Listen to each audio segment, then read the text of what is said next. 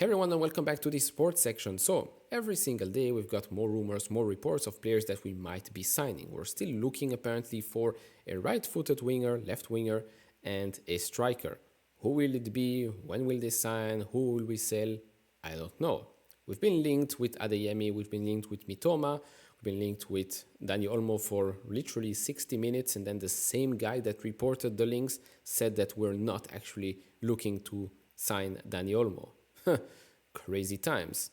And today we were also linked, or by the time you're watching this video, maybe yesterday, we were linked to Pedro Neto from Wolves. And so with regards to Karim Adeyemi from Dortmund, we've already spoken about these reports. So let's have a quick look at the guy, the profile. So this is basically it. He plays the majority of the time as a center forward, scored 64 goals, assisted 33 times, played 51 games as a left winger, 17 goals, 13 assists, and 30 games as right winger, 3 goals, 4 assists. So here again, you can see why we might be looking for these types of players, because they can play in different positions and maybe even perform in different positions. He's still only 22 years old. He's under contract until 2027 at Dortmund, but apparently they're willing to let him go for around 25, 35 million euros or so. Now, the majority of his goals, the most goals, come from his time at RB Salzburg. He played 94 games there, scored 33 goals, 24 assists.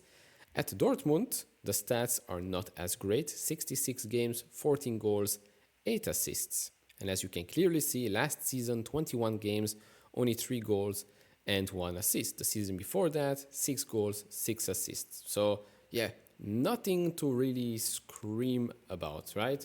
I'm not going to cry if we do not sign him. I'm not really going to celebrate if we sign him, because if you look at the stats, it's not really a game-changing signing.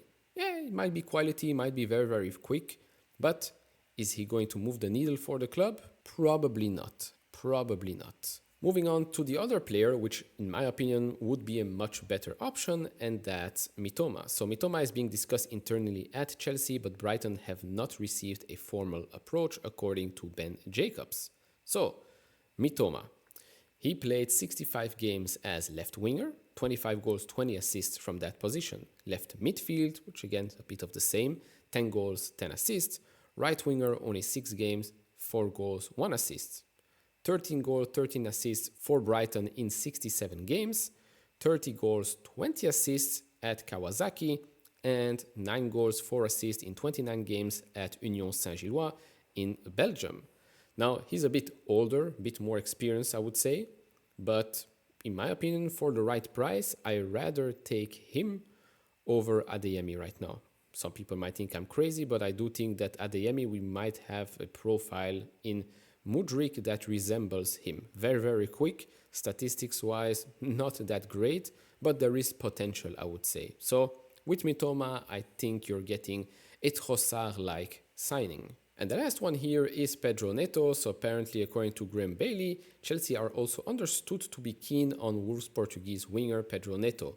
Again, with these types of reports, understood to be keen on blah, blah, blah, or showing interest in blah, blah, blah. Yeah, okay, cool. This doesn't mean anything. This is most likely some folks needing some attention, needing some clicks to their website, etc., etc. I'm also keen. I'm also interested in Jessica Alba, Madison Bear. I mean, I'm interested in a lot, right? That doesn't mean that anything will happen. It's the same here with these types of reports. But okay, since these things get some attention, let's talk about him. So, Pedro Neto is 24 years old, 1 meter 72 centimeters, so not the biggest one, position right winger. As you can see, he played 44 games as a left winger, 4 goals, 6 assists.